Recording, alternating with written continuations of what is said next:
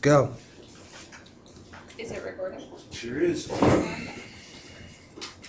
In the fall of 2007, when I was living in South America, my class took a trip to climb up a mountain.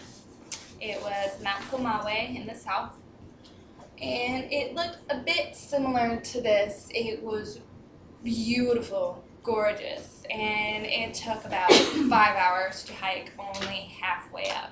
I think it's 1,500 meters tall, and half of the group went to the top, but I just couldn't make it. It took forever.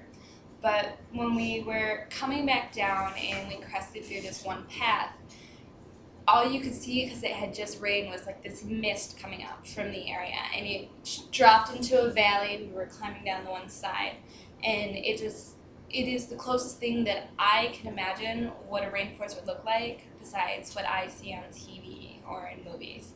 It's just gorgeous. It's something that you have to go and see for yourself to truly appreciate. When you listen to the news, sometimes it's not as often anymore, or you read around online, most of the rainforests in the world are being destroyed and decaying. It's a global topic. Our rainforests are disappearing. They're withering, animals are dying, and unless we do something to end this horrible cycle of humans destroying our world, then they will disappear. Today I want to talk to you about a project by Mercy Corps. They have a project to help save the Guatemalan rainforest. I want to talk to you guys about different actions that you can help to realistically save the rainforest. Such a ginormous goal that you can actually make impact on a smaller scale. In the center of Guatemala, there is a rainforest in the Verapazes region. It is about 14,300 square miles wide. It takes about pretty much the center chunk of the country.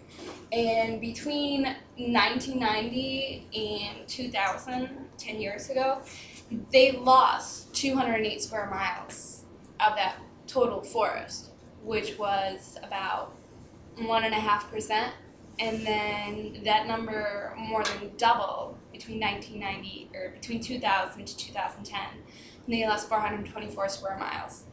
And each year, this number keeps going up every single year. I got these numbers from Manga Bay. They actually have an outline data on everything for the Guatemalan rainforest. As of 2010, the total bit so far for the past decade, the forest has shrunk 1.47%.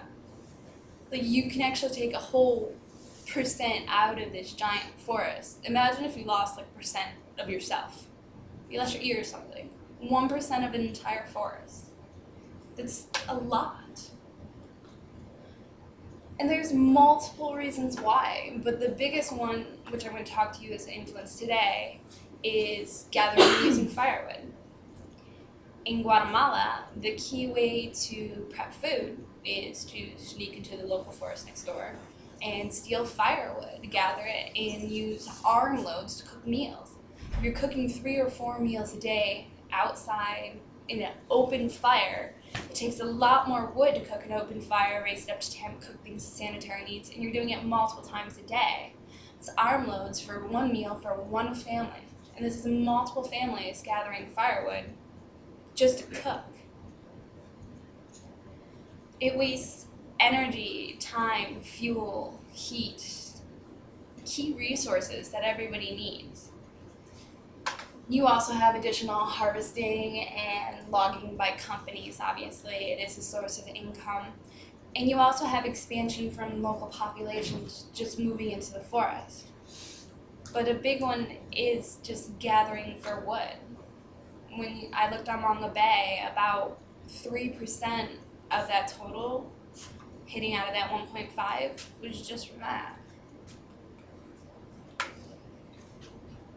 So I kind of want to teach you, there is a way to save this big rainforest. And it's actually really, really simple. I mean, there are a lot of different ways, but Mercies Empower allows you to do it on an individual scale. On their website, they have multiple projects that are Empower projects which you can go and you can make a difference on a smaller scale. theirs is to protect the Guatemalan rainforest. And what they want to do is they want to train the local people to create fuel-efficient stoves. That way they don't have to cook with open fires all the time. There's a specific type of stove that they've looked into using. It's called the Lorena stove. It's a very simple, it's made from mud, clay, sand, and sometimes a little metal. It's basically a 2-pot stove, has a chimney, goes outside, and it's just mutually beneficial. Instead of taking armloads of wood, you can take a few sticks and you can boil water. It's that efficient. And they have an upgraded one, which they're working on right now. It's a Lorena combustion stove, but it hasn't gotten developmental far enough. So at the moment, they're using Lorena stoves. They use less firewood, they decrease smoke. In a household or outside with open fires, all you have is smoke ventilation. If you imagine going camping and throwing a whole bunch of leaves, you know the amount of smoke it causes. But try having that inside your house. You cause emphysema, other diseases, lung cancers. This actually ventilates smoke outside through the chimney system. It's very simple, very efficient, it creates jobs, and people are happy that they're doing something to make their community better, to make more money, to make things healthier. People are happier. There are 3 ways that I'd like to talk to you today about being able to make a difference. And yes, the key ones are donations, but it's on a very simple level. One Lorena stove costs $20. Now, for each individual person, $20 is a lot of money. It's a take load of gas, it's groceries. They can take care of your children, buy multiple supplies. But one $20 stove can train a whole family of 5 to 6 people how to make their own stove, how to keep it. They're good for 10 years. They teach them how to maintain it. $20, you get a new stove, you improve your life, you're using less wood. $20 makes that difference. And I don't even expect that much from all of you guys. Even if every person contributed $5, 4 of you are saving one family. If you go even lower, I mean, there's over 20 of us in this class. If we all contributed a single dollar, you'd be sponsoring your own family in Guatemala to get their own stove to help save their section of the rainforest. Mercy Corps has a goal on their website of getting $500,000 to gather 2-cent stoves. And this is just, making a small impact in a reasonable goal for them to help make stoves for over there. The key thing about this, though, like all charities, I mean, you can get a tax deduction, but the thing I like about Mercy Corps is that they even say on their website, and I checked it out further, 88% of everything that you give them is going directly to a project. It's not like half of it's maintaining our fees or going into our back pocket. 80% of what you give them is going directly to some family or some project to help make things better. You can make a small donation. They also have other ways. You can create a donation page on their website in the project links. You can make up a donation page to try and have people donate on your own. And there are other projects and stuff that you can check out too. You can even run your own fundraiser, but you have to get a kit and kind of run it to make sure it's special and be responsible about it. I took the liberty, it's much more effective if I give you all this information and I actually want you to do something with it. I created all these letters for each of you, and in them is the form that you would find on their website, which tells you what charity it goes to, who it's going to. They're already pre-mailed, addressed, stamped, with the exception of one of them.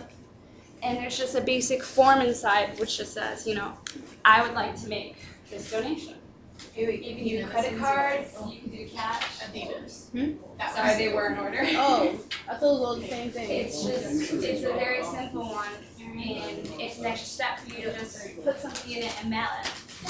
And you can make a difference. Thank you.